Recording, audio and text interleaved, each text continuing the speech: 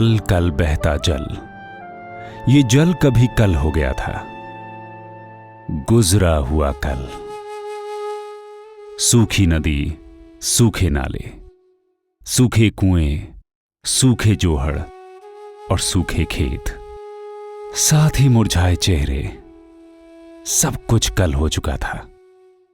भूतकाल, वर्तमान अंधकारमय होने लगा था। भविष्य की ओर देखने की तो हिम्मत ही टूट चुकी थी। पूरे नांडू गांव के एक कुएं पर घंटे भर खड़े रहने के बाद 2 बाल्टी पानी मिल जाए तो मानो किस्मत खुल गई। सरकार अपने तरीके से मदद तो करती थी, पर वो नाकाफी थी। पानी लाने ले जाने की व्यवस्था वो कभी कभार कर दिया करती थी। पलायन होने लगा था गांव से। 10 साल पहले, 12 साल पहले यहाँ सबसे पहली दिक्कत ही आ रही थी कि यहाँ का जो मुख्य व्यवसाय है वो है पशुपालन और खेती, और दोनों पानी पर निर्भर करते हैं। पानी का अभाव, यहाँ पर जोहड़, बांध, एनीकट्स, इस प्रकार की जो एक्टिविटीज होती थी, ये एक्टिविटीज लगभग लुप्त हो गई थी। इस कारण जो भी बरसात का पानी आता था, यहाँ का जो ढालू क्षेत्र था, उस ढालू क्षेत्र की वजह से वो पूरा पानी बह करके एक साथ बांध में, नीचे बांध में चला जाता था। पानी का रुकाव होता नहीं था। हमारे पानी वाटर लेवल बहुत कम था पहले, और बाहर से भीलवाड़ा वगैरह से बोर मशीन ले ला के खुदाई करवाते थे। इतना सख्त पत्थर था कि एक धमेड़ा में 2, 2.5, 3 किलो पत्थर उपड़ता था और सब पैसे बेचते चले जाते थे। राजस्थान के अलवर शहर से लगभग 65 किलोमीटर की दूरी पर बसा एक छोटा सा गांव नांडू, जो केवल पशुधन और खेती पर निर्भर है। ऐसे साधारण से गांव के लोगों ने पारंपरिक पद्धतियों को अपनाते हुए वहां बह रही नांडू वाली नदी को पुनर्जीवित किया। ये नदी लगभग 10 साल पहले बिल्कुल लुप्त हो गई थी। नांडू वाली नदी देवरी गांव से शुरू होकर मंगलारसर बांध में मिल जाती है। इस 22.5 किलोमीटर के रास्ते में 17 गांव और 6 ठाणियां आते हैं। जिस जगह पे हम बैठे हैं, ये नांडू वाली नदी का उद्गम स्थल है। यहाँ आसपास के 3 गांव पड़ते हैं, देवरी, गुवाड़ा और बंकाला। गुवाड़ैन ये जो जगह है, यहाँ से इसकी नदी की शुरुआत होती है। हम यूँ माने कि एक मंगलांसर बांध को बनाने से जो 50-60 वर्ष पूर्व बना था, उसके बनने से इस क्षेत्र में पूरे में कुओं का वाटर लेवल ऊंचा आ सकता है। वो संभव इसलिए नहीं था कि जो हम मंगलांसर बांध से ऊपर की ओर आते हैं, नदी के जहाँ से शुरुआत होती है नदी की, तो ऊंचाई बढ़ती जाती है। अभी हम मंगलांसर बांध से और गुवाड़ैन गांव की ऊंचाई की अगर बात करें तो लगभग 300 मीटर ऊंचाई पड़ जाती है। तो उसका वाटर लेवल वहां कुओं पे इन्फेक्ट नहीं डालता। नांडू वैसे तो ऐसी जगह स्थित है जहां पानी की कमी नहीं होनी चाहिए, लेकिन कई सालों तक जंगल के लगातार कटाव से ये स्थिति बनी। जंगल कटते तो गए, लेकिन नए पेड़ लगाने का किसी ने नहीं सोचा। महिलाओं की दशा बहुत ही दयनीय हो गई थी। बच्चों को भी उनके साथ दूर पानी लाने के लिए जाना पड़ता था। बच्चे स्कूल जाने की बजाय पानी की लाइन में घंटों खड़े रहते थे। पूरी ग्रामीण व्यवस्था छिन्न भिन्न हो गई थी। यहां से कुछ ही दूर सरिस्का अभयारण्य है, संरक्षित वन क्षेत्र, इसलिए जंगल बचे रहे। लेकिन उसके बाहर के गांवों में जंगल संरक्षण की कोई व्यवस्था नहीं थी। यहाँ का जो भौगोलिक परिवेश है, लोग जो है खेती बाड़ी से जुड़े हुए हैं। 10 साल पहले देखा जाए तो यहाँ का जो जल स्तर था, लगभग लोगों को पीने के लिए पानी उपलब्ध हो पाता था। लोग खेती बाड़ी पर्याप्त रूप से नहीं कर पाते थे, इसलिए लोग यहाँ से पलायन करके बाहर जा कर के आजीविका के लिए मजदूरी करते थे। तो लोग जो है अपने बच्चों के प्रति, शिक्षा के प्रति एक समुचित रूप से ध्यान नहीं दे पाते थे। अब जंगल ही नहीं रहेंगे तो नदी की कल्पना कैसे की जा सकती है? राजस्थान तो छोड़िए, हिमालय और विंध्याचल में भी नहीं।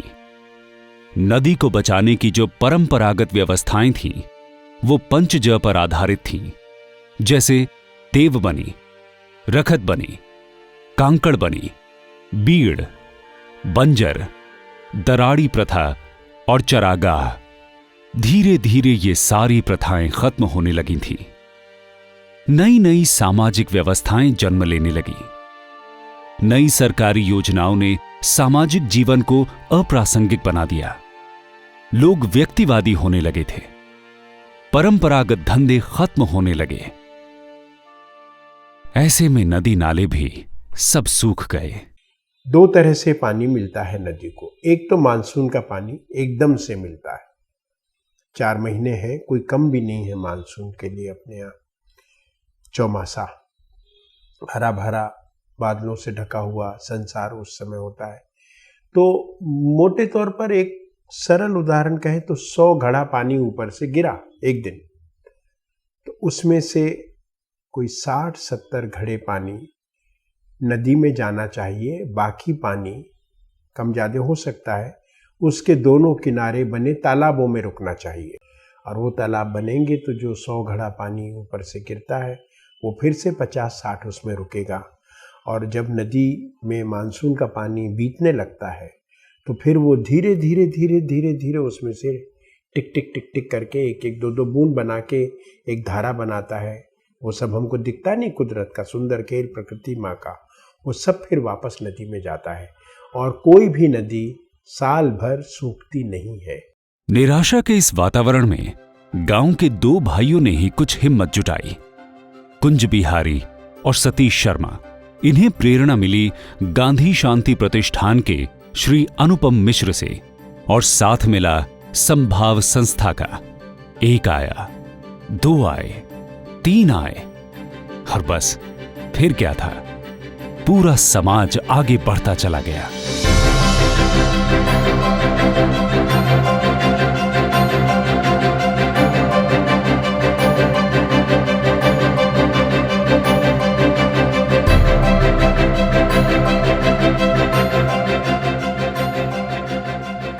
दरअसल सरकार का भरोसा छोड़ गांव वालों ने पंचज के सिद्धांत पर काम करना शुरू कर दिया। पंचज यानी जन यानी समाज, हर दृष्टि से एक उत्कृष्ट, स्वावलंबी व स्वाभिमानी समाज। जल, जलानुशासन, संजोने में भी इस्तेमाल में भी। जंगल, वनों की देखभाल एवं चरागाह का पुनर्जीवन। जानवर, देसी पशुधन के माध्यम से समाज व अर्थव्यवस्था। जमीन, परंपरागत तरीकों से भूमि की उर्वरा शक्ति बढ़ाना। मुझे लगता है कि इसमें जन की भूमिका सबसे प्रभावी है, उसके बाद जल की है। और इस दृष्टि से हमने जो अभी काम शुरू किया है अपने जल संसाधन मंत्रालय में, तो उसी पुरानी पद्धति पे ही हम वापस लौट रहे हैं कि लोगों को पानी का संरक्षण करने दो और लोग अगुवाई करें, लोग नेता बने और हम पीछे से उनके चलें और उनको कहाँ अड़चन आ रही है वो अड़चन भर हम दूर करते जाएं। समाज में एकात्मता लौटी तो प्रकृति भी उससे एकात्म हो गई। सबसे पहले काम चालू हुआ जंगल के संरक्षण व संवर्धन पर। गांव वालों को समझ आया कि समाज को इकट्ठा किए बिना ये काम संभव नहीं है। हमने जो ग्राम सभाएं की उसमें हर समाज के आदमी को बुलाया, जैसे एससी के एसटी के जितने भी आदमी थे। पहले क्या थे कि इनसे घृणा करते थे तो पास में नहीं बैठने देते थे, एक फर्श पे नहीं बैठने देते थे, उनको अलग बिठाया करते थे। लेकिन जब से हमने ये मीटिंगें चालू करी उसमें जो है छुआछूत को और इनको सबको मिटाया। फिर सहारा लिया गया गांव की उन प्रथाओं का जहां जंगल के अपने नियम होते थे। कांकड़ बनी है, जैसे ये गांव से दूसरे गांव के बीच में जो जमीन पड़ती थी उसमें हमने जंगल लगाए। उससे क्या है कि उसमें गांव का रकबा अलग अलग होता है, तो वो कांकड़ बनी के नाम से हुई। ये जो लगभग 2 किलोमीटर की परिधि में होकर के जो जंगल को छोड़ रखा है, ये रखत बनी है हमारे गांव की, हमारे समाज की। और इसको जब ही काम में लिया जाएगा, इनके पत्तों को, इनके पानों को, हमने पशुओं को चराने के लिए जब कोई भयंकर अकाल पड़ेगा, तब तक के लिए हम इसमें से एक भी टहनी नहीं लेते हैं, न एक पत्ता लेते हैं। चरागाह में जो चरागाह गाँव चरागाह है उसमें पेड़ पौधे लगाए। इसके अलावा जो दराड़ी है, जैसे मान लो बहुत से आदमियों की पीपल दराड़ी है, बड़ दराड़ी है, खेजड़ा है, तो उनको नहीं काटते हैं। दिलचस्प बात यह है कि दराड़ी जैसी गोत्र व्यवस्थाएं मनुष्यों के काम की ही चीज नहीं है। पशुओं में भी इसका उतना ही महत्व है। पशुओं की अच्छी नस्ल तैयार करने के लिए ग्राम सभा की अपनी व्यवस्थाएं होती थीं। वे भी टूट चुकी थीं। फिर भी कुछ हद तक नांडू के लोगों ने मिलकर इस पर अमल किया। हमने भैंस खरीदी, भैंस खरीद के और भैंस 5 किलो दूध रोजीना को हुआ, तो 200 रुपया का दूध हो गया। 200 रुपया का दूध मतलब हुआ, और उनको चारा का भी होगी पूर्ति, और उनको कांकड़ा दिया तो की पूर्ति होगी।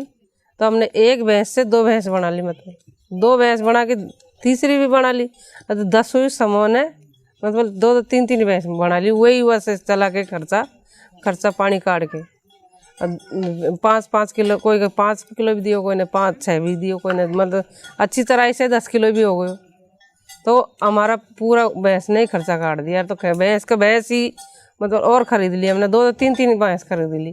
खेती बाड़ी में भी उन्होंने स्वयं को अनुशासन में ढाला और फैसला किया कि ऐसी फसलें बोए जिसमें कम पानी की आवश्यकता हो, जैसे तिल्ली है, बाजरा है, सरसों है, इनमें कम पानी की जरूरत पड़ती है। पहली बार ये प्याज लगा रहे हैं, 1700 रुपये कुंटल का बीज लेकर ये लगा रहे हैं। इससे हमको कम से कम 50-60 हज़ार रुपये, 1 लाख रुपये का फ़ायदा होगा। इससे हमको 2 फसल 3 फसल भी पैदा करते हैं। जैसे चौमासा में बाजरा, ज्वार, मक्का करते हैं, फिर गेहूँ, सरसों करते हैं। उसके बाद में उनाड़ा में हम भिंडी है, टिंडा है, ये बाड़ी भी करते हैं। 10-20-50 हज़ार रुपये की भिंडी टिंडा भी हो जाते हैं। लाख रुपए की सरसों, गेहूँ भी हो जाते हैं। धीरे धीरे स्थितियां बदलने लगीं। गांव वालों ने मिलकर तय किया कि अब किसी बाहरी मदद की जरूरत नहीं, अपने पुरुषार्थ पर ही भरोसा करना होगा। वर्ष 2003 में घेवर गांव के पास में जस्ट लगा हुआ एक छोटा सा जोहड़ बनाया, उस चीज को प्रमाणित करने के लिए कि क्या इस प्रकार के स्ट्रक्चर बनने से वास्तविकता में कुओं का वाटर लेवल ऊंचा आ सकता है। तो वो जोहड़ को बनाया, उसमें पूरी समुदाय के लोग जुड़े। सभी गांव के लोगों ने एक चौकड़ी मिट्टी निकाली। ये बरसात से 1 महीने पहले तैयार किया। उसी साल जब बरसात हुई, उसमें पानी रोका, तो पाल के जस्ट पास में ही कुआं था, और वो पनघट का कुआं था, सार्वजनिक कुआं था, जिसमें से गांव के लोग पानी पीते थे। सूखा पड़ा था, उसमें 15 फीट उसी साल पानी आ गया। नांडू गांव की महिलाओं ने भी अपनी एक समिति का गठन किया और धीरे धीरे गांव की और महिलाओं को भी प्रोत्साहित किया। एक दूसरे की आर्थिक सहायता भी करनी शुरू की।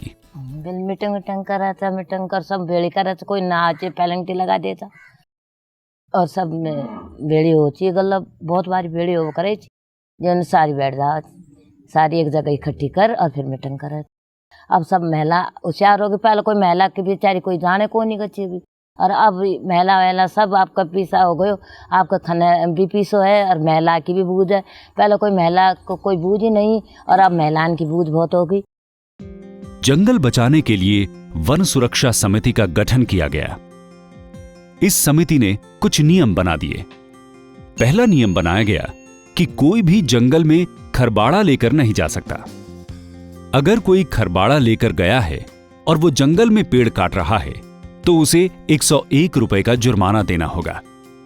दूसरा, किसी व्यक्ति ने किसी दूसरे व्यक्ति को खरबाड़ा ले जाते या पेड़ काटते देखा और वन सुरक्षा समिति को नहीं बताया, तो उसे 151 रुपए का जुर्माना देना होगा। और तीसरा, लकड़ी की आवश्यकता होने पर व्यक्ति अपने वार्ड मेंबर को सूचित करे और जंगल में से सिर्फ सूखी लकड़ी ही काटे, जंगल में से कोई गीले पेड़ ना काटे, जिससे जंगल हरा भरा रहे और गांव में बारिश होती रहे।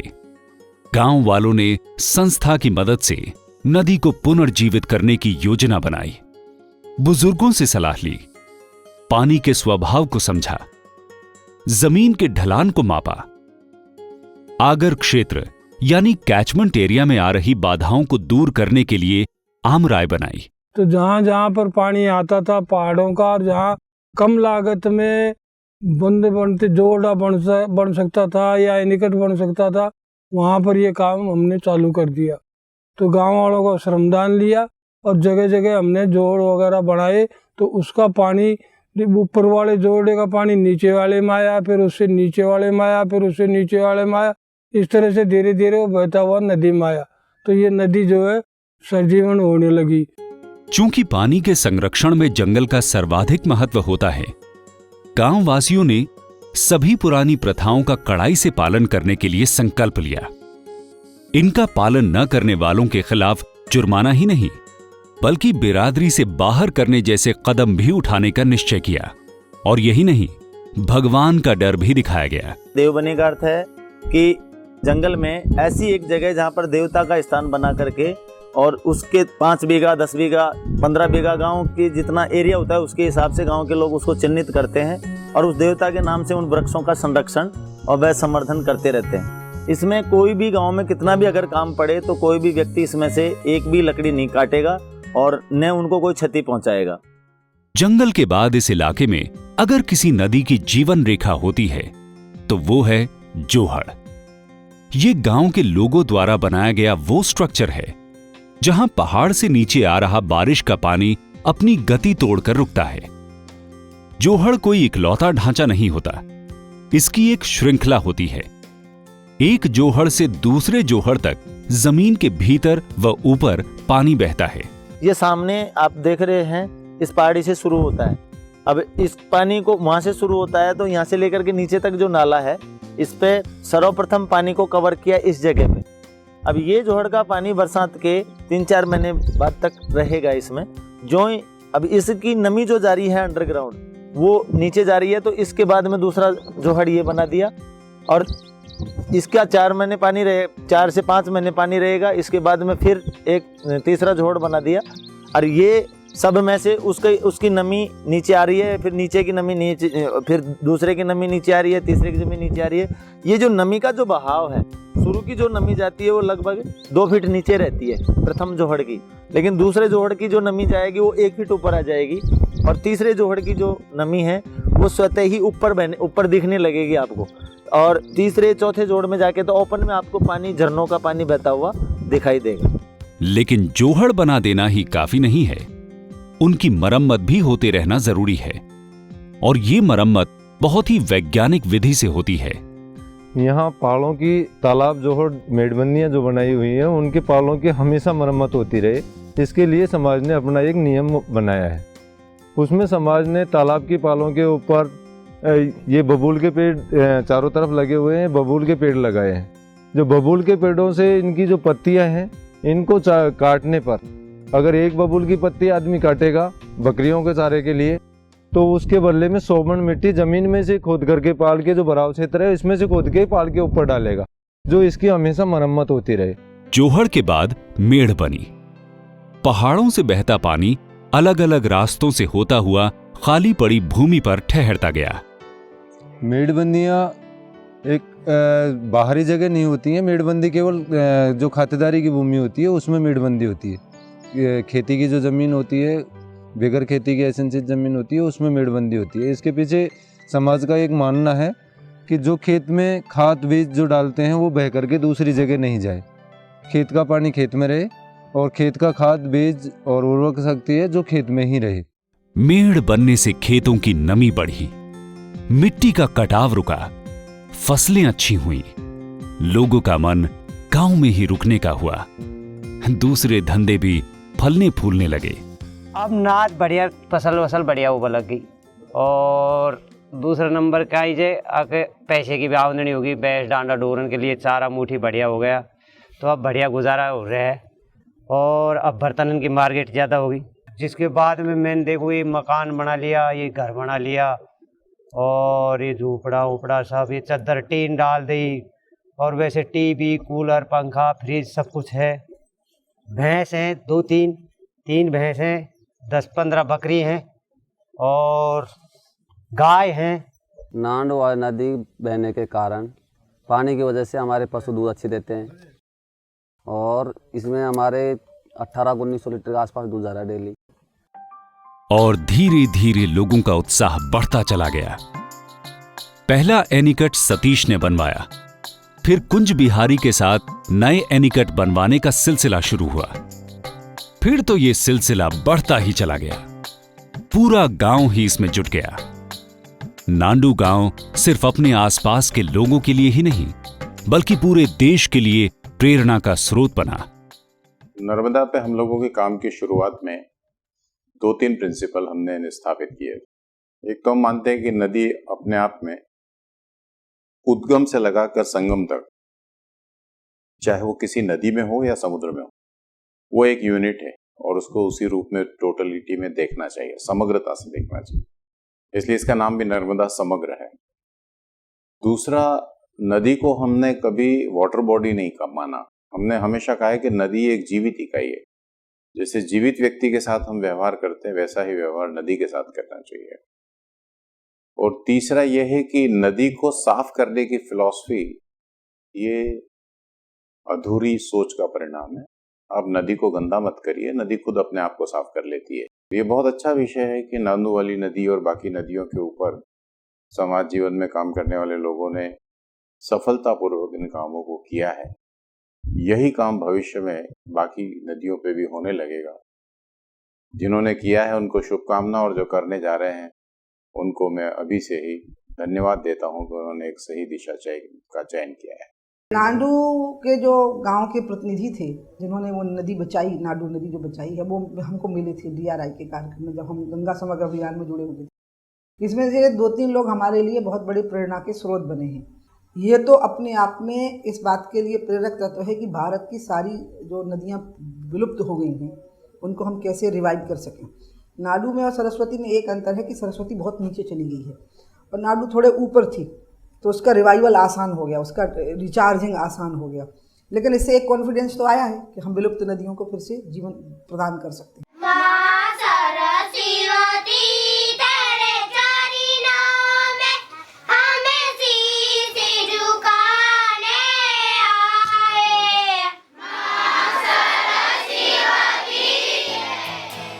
आज गांव में खुशहाली लौट आई है।